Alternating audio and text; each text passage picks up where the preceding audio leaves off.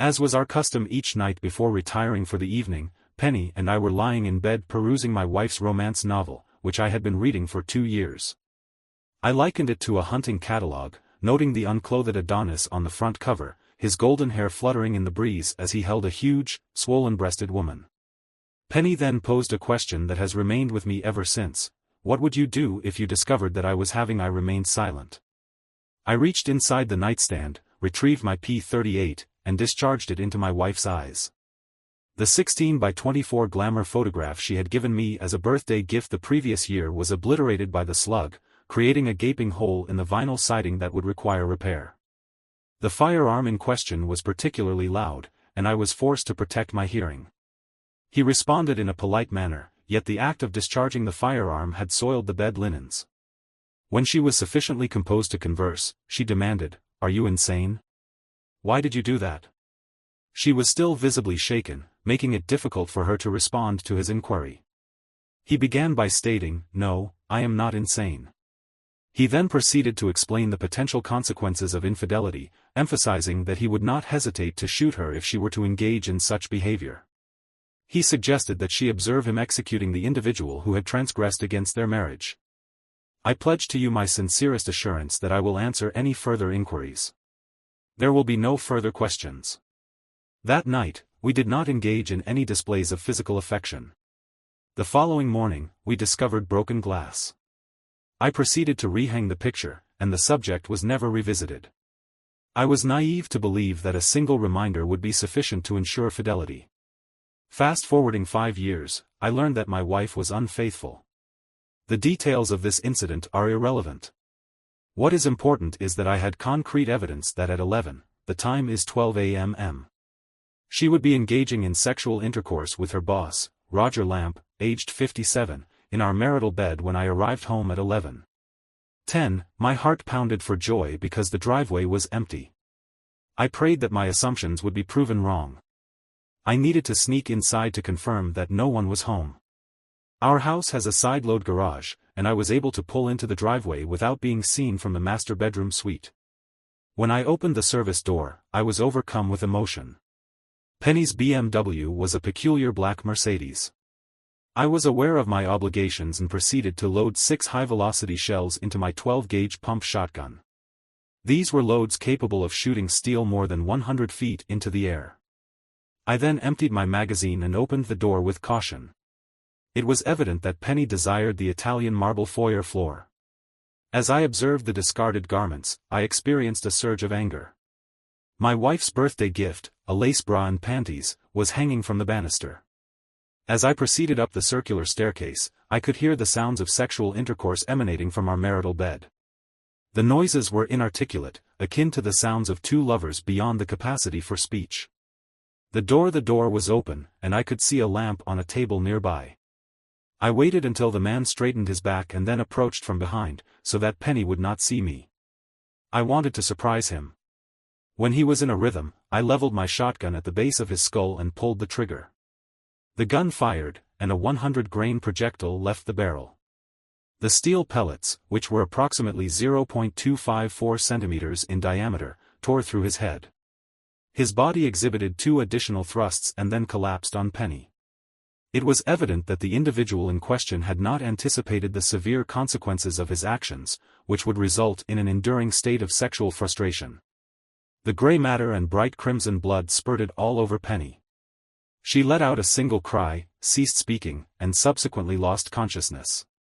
I had never assassinated anyone before and was uncertain about the appropriate course of action.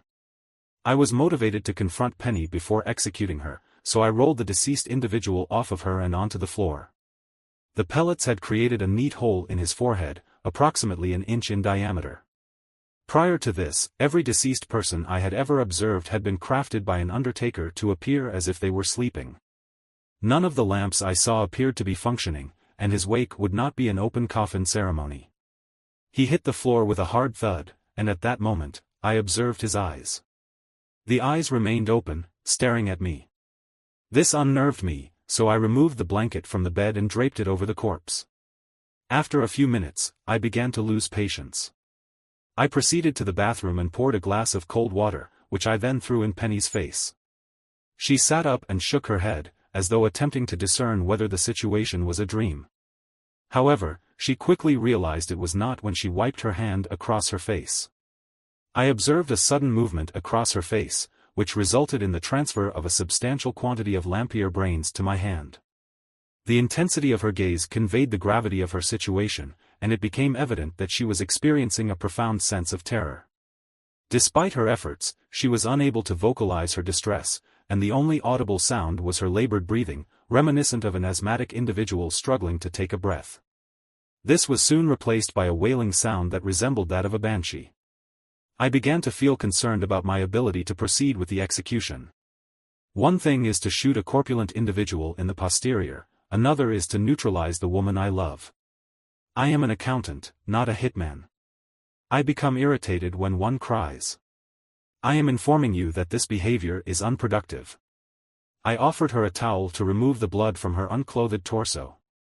She began to speak, but her mouth was quivering so severely that I could not understand her. I advised her to calm down and take a deep breath because after a brief interval, I was able to discern her words. She inquired as to whether she would perish. She recalled my previous assertion regarding her potential infidelity. She then posed a direct question: could she provide a rationale for why she should not be killed? Her demeanor was perplexed, as though she were searching for the words to avert her impending demise. After a moment, she responded in the negative. You have 7 minutes to find serenity with God because you have been my wife for 7 years. You should be aware that I will instantly kill you if you attempt to persuade me to refrain from killing you. Glancing at my watch, I observed that Penny was praying, as I could see her lips moving. Then, she closed her eyes and let out a pitiful moan. 5 minutes later, I apologized for my mistake. I whispered, shook. 4 minutes later, Penny went silent. I wondered. I considered what I would do if I only had 4 minutes to live. I checked my watch. 3 minutes remained. Matt, I am terrified. Tears were rolling down my cheeks. The 12-gauge shotgun echoed through the room as I repeated, I love you. I love you too. I pulled the trigger and ended my wife's life. The shotgun blast tore through her chest, creating a hole as large as the one she had made in my heart. I sat next to her lifeless body and wept for at least an hour. Then, I retrieved a legal pad and began writing my confession. I began by recounting the story of the hole in the picture and ended with, I am a man of my word. I remained true to my pledge to my wife. I was aware that my supply of food was limited to a single cup of coffee for the entire day. As my hunger began to manifest, I realized that I would likely not have access to sustenance before the following morning if I were to contact the authorities at this moment. However, an idea suddenly occurred to me: pizza. When I reached the ground floor, I discovered a menu from a nearby Italian restaurant that offered delivery services. I assumed that this would be the last pizza I would ever consume. I proceeded to open a beer, which it is also likely that this would be my final meal. While I waited, I wrote a note to my brother, instructing him on how to dispose of my property, bank account information, and so forth. I placed Penny's insurance policy, all of the cash I had on hand, and a set of keys in a priority mail envelope, sealed it, and then affixed the correct postage. 30 minutes later, the doorbell rang.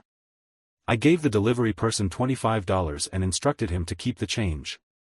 I made his day. I was not. Although I was unsure of its veracity, I recalled that in nearly every crime drama, the perpetrator's belt and shoelaces are removed to prevent suicide.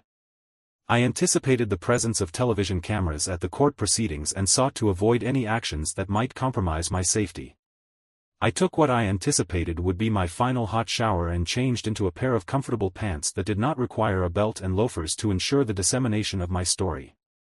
I also made copies of I then drafted a confession and sent it by mail to 2 local reporters, whose names I obtained from the front page of the newspaper. My intention was to ensure that the general public was aware of the circumstances surrounding my actions. I proceeded on foot for approximately half a mile to the local drugstore, where I placed the envelopes in the mailbox as I walked back. In that moment, I became acutely aware that this was to be my final walk as a free man. 10 minutes later, I took one last walk through our house, culminating in a final kiss on the lips to my wife, Penny. I proceeded to the ground floor to contact the police. I placed the signed confession on the floor next to the disassembled shotgun. 911 Emergency Services, may I inquire as to the nature of your emergency? My name is Matthew Weiss. I have just shot my wife and her lover. I have your address as 2201 Morrison Street. The officers were not resisted.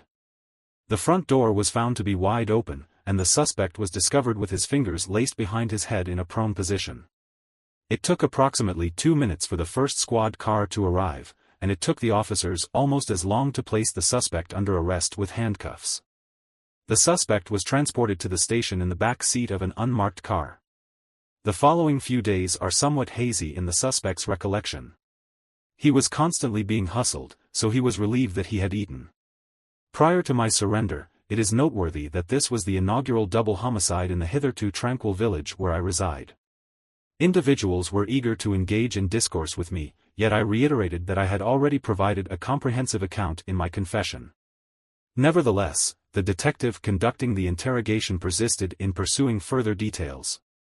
He inquired as to whether I had ever contemplated suicide. My response was consistent: I had only acted in accordance with my sworn duty, and a man who fails to fulfill his obligations is not worthy of the title. He became increasingly enraged when I declined to divulge the circumstances that led me to become aware of my wife's infidelity, particularly the timing of these events. He was having an assignation with her. His elaborate rhetoric had no effect on me, as I was bound by an oath of confidentiality and, moreover, I am a man of my word. I was unable to ascertain the passage of time, as the room was devoid of both a window and a clock. Instead, there was a metal table to which I was handcuffed and 2 chairs. I assumed it was early evening when a state police investigator took over the questioning. He seemed like a pleasant individual and even offered me a cup of coffee, which tasted disagreeable. Once again, I recounted my story. He thanked me for my time and stated that he would return when it was time for me to appear in court. I was then examined. A psychiatrist was consulted to ascertain whether I was insane. When he inquired whether I felt remorse, I replied that I felt betrayed. I had been betrayed by the woman who had promised in front of God and man to forsake all others. I then added that I had to do what I did or I would not be a man. He was not satisfied with my answers, and a lengthy verbal exchange ensued. The investigator and I engaged in a lengthy debate about my morals and ethics. After approximately 2 hours, he announced that he had gathered the information he required. I was then restrained and returned to my cell, where I awaited the arrival of my next inquisitor. The following morning, I was brought before a judge for arraignment. After the indictment was read, I was asked how I pleaded. I replied, "Guilty, Your Honor." The court-appointed attorney, who appeared to be a recent graduate of law school, stated, "No, Your Honor. My client does not plead guilty. This was a crime of passion, and he is pleading temporary insanity." I protested just as vigorously that I was not insane and was fully aware of my actions. I then requested to speak, and a loud roar emanated from the courtroom. From the spectators, cries of "Let the murderer speak" rang out. Others offered suggestions on how I should be put to death. One man in a bad suit pushed his way forward. "Thompson from the Times, I got your confession in the mail. Mr. Weiss, is this on the level?" I answered, "Yes. My confession is real." A couple of burly I was promptly removed from the courtroom by sheriff's deputies. I never did ascertain the judge's response. I spent the remainder of the evening in the hotel, which was a rather agreeable establishment. I partook of a room service meal after a dinner of a bologna sandwich, potato chips, and green beans. I sat in my bunk and stared at the wall until lights out. On that evening, Matthew Weiss awoke to a disturbing situation. He was unable to move or wake up, despite his conscious awareness that he was dreaming. His body remained cool, while his face and pillow were drenched in sweat.